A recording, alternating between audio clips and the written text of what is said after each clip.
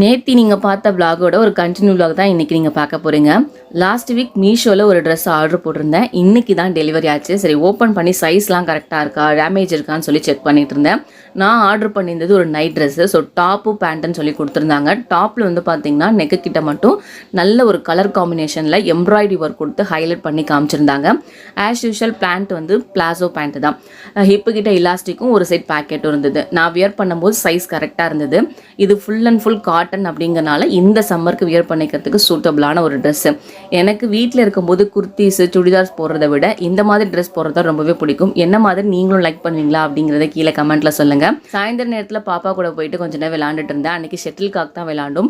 காக்கா அங்கிட்டும் இங்கிட்டும் தூக்கி போட்டு விளையாண்டதில் ஷேடோ குசி ஆகிடுச்சு. சரின்னு சொல்லிட்டு ஷேடோ கூட கொஞ்ச நேரம் விளையாண்டுட்டு இருந்தோம். நெக்ஸ்ட் டே மார்னிங் பிரேக்ஃபாஸ்ட்டுக்கு நான் பனானா இருந்தனால அதை வச்சு பேன் கேக் தான் ரெடி பண்ணிட்டு இருந்தேன். நல்லா பழுத்து போயிடுச்சு, அது வீணாக போயிடும் அப்படிங்கிறனால பேன் கேக் பண்ணி சாப்பிட்டாச்சு.